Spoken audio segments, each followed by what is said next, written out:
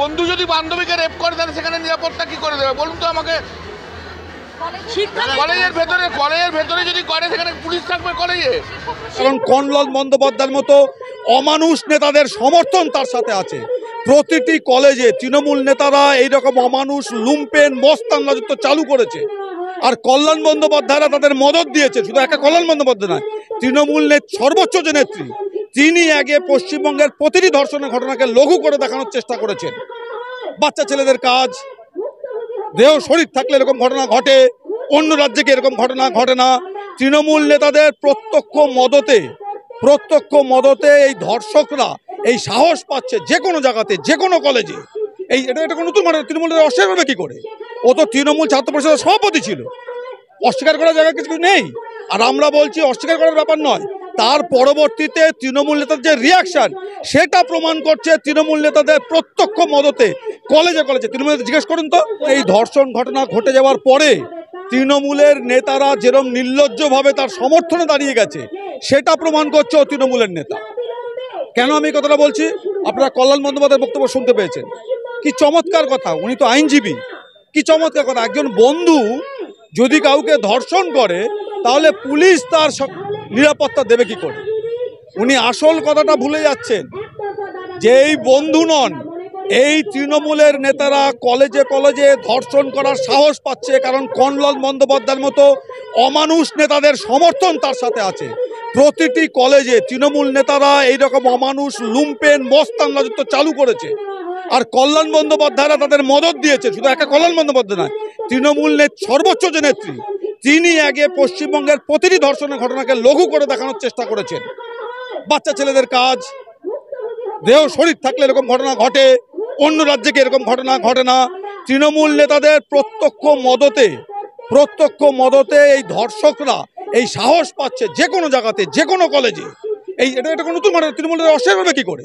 ও তো তৃণমূল ছাত্র পরিষদের সভাপতি ছিল, অস্বীকার করার জায়গা কিছু নেই। আর আমরা বলছি অস্বীকার করার ব্যাপার নয়, তার পরবর্তীতে তৃণমূল নেতাদের যে রিয়াকশন সেটা প্রমাণ করছে তৃণমূল নেতাদের প্রত্যক্ষ মদতে কলেজে তৃণমূল জিজ্ঞেস করুন তো। কল্যাণ ব্যানার্জি বলছে যে প্রশ্ন আছে, আমার একটা কথা জিজ্ঞেস করো, তৃণমূল নেতা জিজ্ঞেস করুন যে ওরা কি চায় যে কলেজে ছাত্র সংসদ নির্বাচন হবে না হওয়াটা উচিত না? তাহলে এত বছর ধরে কলেজের ছাত্র সংসদ নির্বাচন হচ্ছে না কেন? এর জবাব কে দেবে? কল্যাণ মন্ত্রীকে জিজ্ঞেস করুন যে এই সমস্ত দুর্বিনীত ছাত্র নেতা যারা কলেজের শিক্ষা শেষ হয়ে যাওয়ার পরেও বছরের পর বছর তৃণমূলের প্রত্যক্ষ মদত, আমি একটা উদাহরণ দিলাম, তৃণমূলের কলেজগুলোতে ছাত্র সংসদ নির্বাচন বন্ধ কেন? এর জবাবটা কে দেবে? কল্যাণ বন্দ্যোপাধ্যায়কে এটা জিজ্ঞেস করুন যে কল্যাণ বন্দ্যোপাধ্যায়ের মতো এমপিদের প্রত্যক্ষ মদত এই ধর্ষকদের মাথার উপর আছে।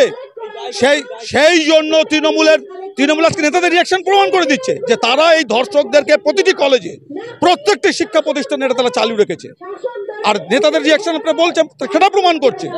কল্যাণ ব্যানার্জি বলছে আমরা কি থানায় পুলিশ দেবো? একটা কল্যাণ বন্দ্যোপাধ্যায় নয় বলছি তো, এটা পুলিশ দেওয়ার ব্যাপার নয়। কল্যাণ বন্দ্যোপাধ্যায়কে জিজ্ঞেস করুন যে কলেজের নিরাপত্তা রক্ষী তার কি কাজ ছিল নিরাপত্তা দেওয়ার? কারা, এই কোন প্রশাসন জবাব দেবে এটা? যেটা শুধু এই একটা ঘটনা নয় তো, আপনারা কিছুদিন আগে তমান্না খাতুনের ঘটনা দেখেছেন যে তৃণমূলের মস্তান রাজ সারা বাংলা জুড়ে তারা একটা 9 বছর 10 বছরের বাচ্চা মেয়েকেও ছাড়ছে না, তারা জিতেছে বলে।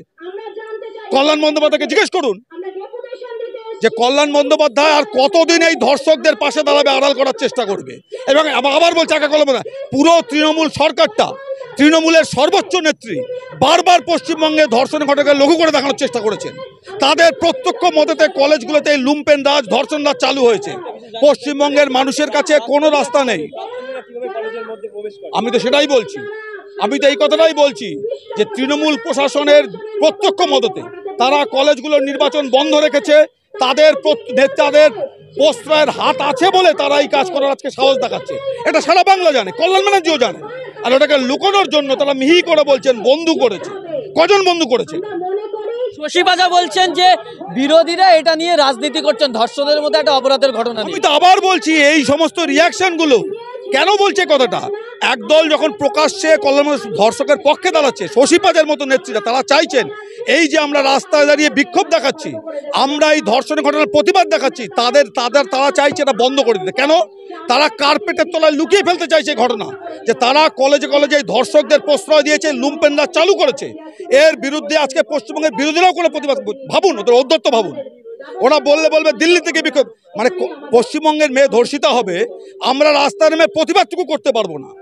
এইটা চাইছে শশী পাজেরা, যে রাস্তায় কোনো বিক্ষোভ দেখানো চলবে না, রাস্তায় শুধু তৃণমূল নেতাদের মস্তানি চলবে, পুলিশের প্রশ্রয়ের হাত তাদের মাথার উপর থাকবে। আমরা এই বাংলাকে স্বীকার করি না বলে আমরা রাস্তায় আছি। শুধু আমরা নেই, আমরা জানি হাজার হাজার লক্ষ লক্ষ মানুষ আমাদের রাস্তায় নামবে তৃণমূলের এই গুন্ডারাজের বিরুদ্ধে।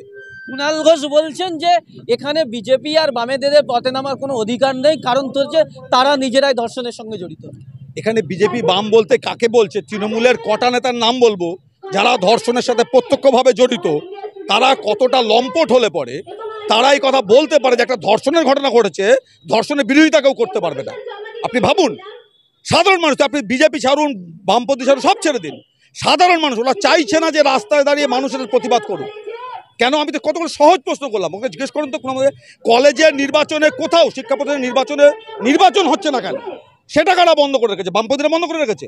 কে বন্ধ করে রেখেছে?